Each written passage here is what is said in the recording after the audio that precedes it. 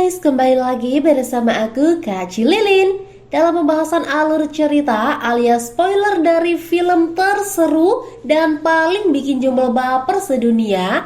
Apalagi kalau bukan Battle Touch the Heaven episode 152 part 2. Sebelumnya diceritakan bahwa Shoyan telah memasuki makam surgawi bersama kekasihnya Sun-er. Setelah berbulan-bulan menjelajahi makam dan menyerap banyak inti energi, Sun-er menyarankan agar Shoyan terlebih dahulu menerobos tingkat kultivasinya sebelum melanjutkan ke lantai 2 makam tersebut. Tanpa ragu, Shoyan melompat ke atas batu besar di depan gerbang tingkat 2 dan mulai bermeditasi. Menenangkan pikirannya, menyerap energi dan mempersiapkan diri untuk menembus ke level berikutnya.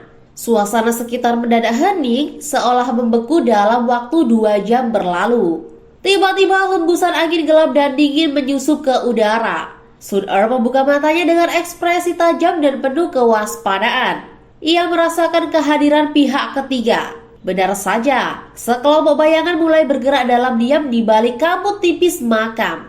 Mereka adalah anak buah klan Hun yang dipimpin oleh Hun Li, anggota elit generasi muda klan tersebut. Dua sosok bayangan melesat cepat, berniat menyerang Shoyan yang tengah dalam proses penerobosan. Namun rencana mereka tak berjalan mulus. Begitu Shoyan membuka matanya, cahaya tajam langsung terpancar. Tanpa berkata apa-apa, ia mengangkat tangan dan melepaskan teknik telapak tangan penciptaan agung, memunculkan bola energi hitam yang menghajar Hun Li seperti lubang hitam pemakan cahaya. Berbeda dengan Zizing yang lenyap seketika akibat serangan itu, Hun Li justru mampu menahan sebagian kekuatannya, menunjukkan bahwa kekuatannya telah melampaui banyak Tian Sun dari aula jiwa. Melihat serangannya tertahan, Shoyan mengalirkan lebih banyak doki ke dalam teknik tersebut, memaksanya bekerja lebih agresif. Wajah Hun Li menegang, tatapannya dipenuhi amarah dan kekejaman. Ia sadar jika terus memaksakan benturan ini, tubuhnya akan terluka parah. Ia segera melepaskan ledakan jiwa, teknik pengorbanan untuk melarikan diri. Kabut hitam memancar dari tubuhnya saat ia berhasil mundur dari serangan Shoyan.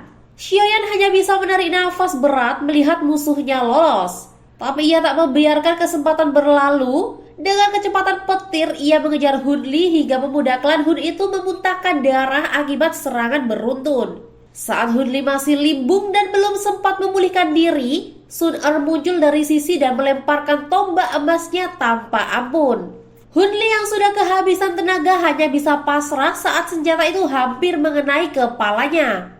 Namun angin kencang mendadak berhembus, menggeser arah tombak dan senjata itu akhirnya menancap brutal di bahu Hun Li. Sesaat kemudian muncul sosok misterius yang menyinari area dengan aura gelap. Dia adalah Hun Ya, pemimpin generasi muda klan Hun yang terkenal angkuh dan kejam. Tanpa peringatan, Hun Ya menebas lengan kiri Hun Li agar luka dari kobaran api emas tidak menyebar.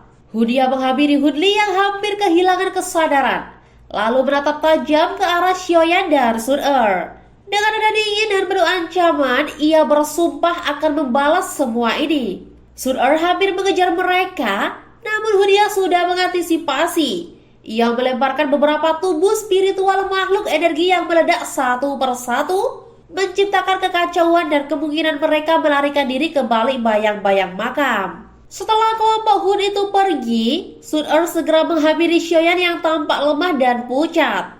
Wajahnya memutih, tanda tubuhnya belum sepenuhnya pulih setelah memaksakan teknik Dao kelestarian tak lama setelah menembus ke level bintang 6. Sun-er menyarankan agar Shoyan beristirahat sebelum melanjutkan perjalanan ke tingkat 2. Ia yakin setelah melukai Hun Li begitu parah, mereka akan punya peluang besar bila kembali bertemu Hun-nya.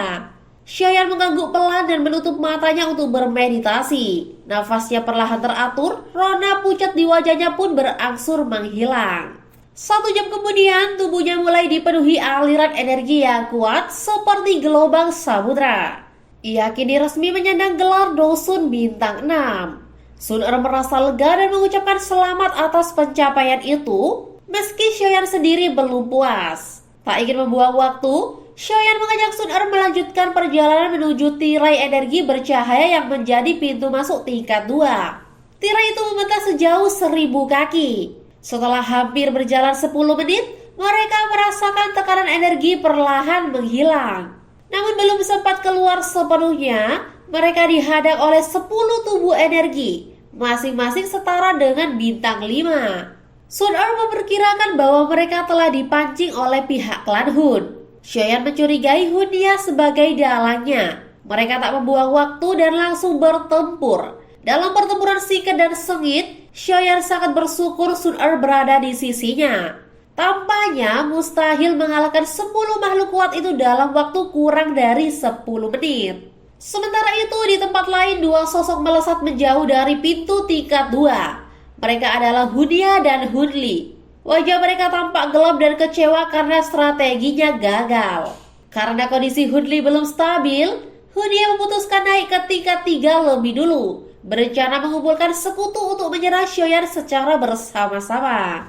Di sisi lain, Xiaoyan dan Sun-er menarik nafas panjang setelah menyelesaikan pertempuran. Mereka menyadari Hunli mungkin telah pulih, namun mereka juga memperoleh banyak keuntungan. Dalam 2 bulan terakhir, mereka berhasil mengumpulkan 38 inti energi kelas 5, 25 kelas 6, 6 kelas 7, dan bahkan 1 inti energi kelas 8. Sayangnya, belum ditemukan inti energi kelas 9 yang dibutuhkan Sun-er.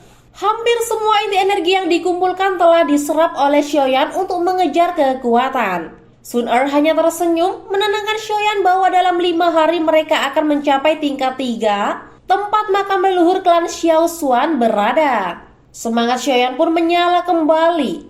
Ia yakin makam itu menyimpan warisan leluhur yang bisa membantunya.